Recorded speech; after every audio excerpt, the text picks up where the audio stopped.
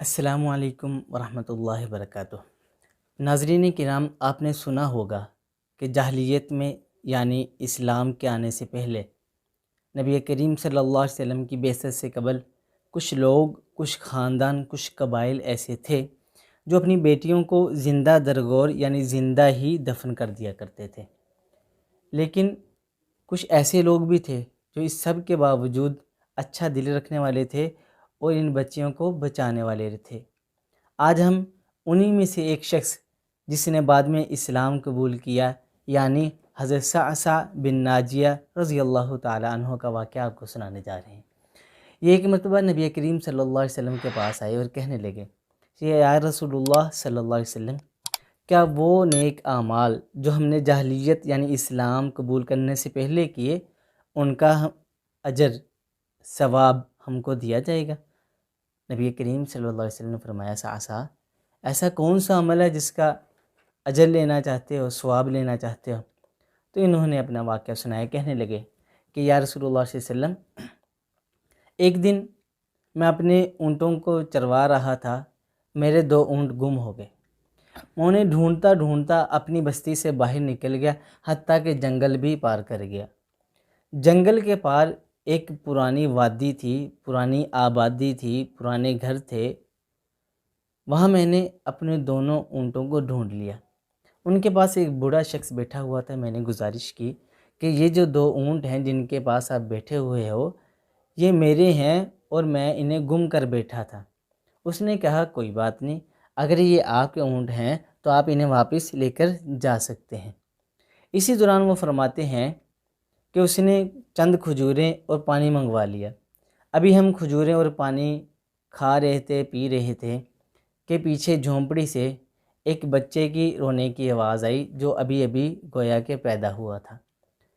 تو وہ بزرگ مجھ سے کہنے لگے کہ تمہارا کیا خیال ہے کہ بچہ پیدا ہوا ہوگا کہ بچی پیدا ہوئی ہوگی؟ تو میں نے کہا اس سے کیا فرق پڑتا ہے، ایسے کیوں سوال کر رہے ہو؟ یا اگر بچی پیدا ہو گئی تو آپ کیا کرو گے؟ اس نے کہا اگر بچی پیدا ہو گئی تو میں اس کو زندہ دفن کر دوں گا، زندہ درگور کر دوں گا، کیونکہ میں اپنے داماد کے سامنے اپنا سر نیچا نہیں رکھنا چاہتا، اور بیٹی کی وجہ سے جو مجھ پر آزمائشیں آنی ہیں میں ان سے بچنا چاہتا ہوں، اس لیے میں اسے زندہ درگور کر دوں گا۔ کہنے لگے کہ اللہ رب العزت نے میرے دل میں نرمی پیدا کر دی۔ میں نے اس سے کہا کہ یار تم اس بچی کو زندہ درگور نہ کرو، وہ میرے حوالے کر دو، مجھے دے دو، میں اسے پالوں گا، پوسوں گا، بڑا کر لوں گا۔ اس نے کہا نہیں، اگر تم لینا چاہتے ہو تو بدلے میں مجھے بھی کوئی چیز دو۔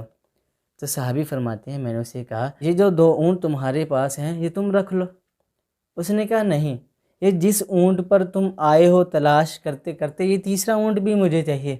صحابی فرماتے ہیں میں نے کہا ٹھیک ہے یار، یہ تیسرا اونٹ بھی تم رکھ لو اور اس بچی کو میرے حوالے کر دو۔ ہاں اتنا کر دو کہ کوئی غلام، کوئی شخص میرے ساتھ بھیج دو تاکہ مجھے وہ میرے گھر تک چھوڑائے اور واپسی پہ تیسرا اونٹ بھی اپنے ساتھ لے آئے۔ کہتے ہیں اس نے یہ سودا منظور کیا، میں اس چھوٹی سی بچی کو لے کر گھر آ گیا۔ اب جیسے جیسے وہ بچی بڑی ہوئی، کبھی میری داڑھی کے ساتھ کھیل رہی ہے، کبھی میرے سینے کے ساتھ لگ رہی ہے۔ جب میرے سینے کے ساتھ لگتی، میرے ساتھ کھیلتی، مجھے بڑا سکون آتا۔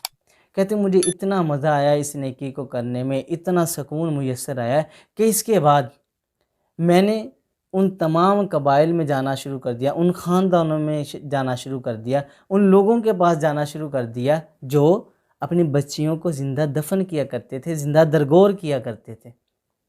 اب میں 3 اونٹ انہیں دیتا اور بدلے میں بچی لے کر گھر آ جاتا، جس کو میری لونڈیاں، میری نوکرانیاں پالتی پوستی اور بڑا کرتی۔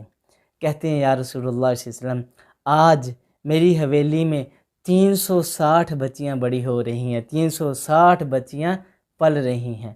نبی کریم صلی اللہ علیہ وسلم بھی خوش ہوئے اور کہا کہ ایسا ہو سکتا ہے کہ اللہ رب العزت نے تمہیں یہ جو اسلام کی نعمت دی ہے، ایمان کی نعمت دی ہے، یہ شاید اسی وجہ سے عطا کی ہے۔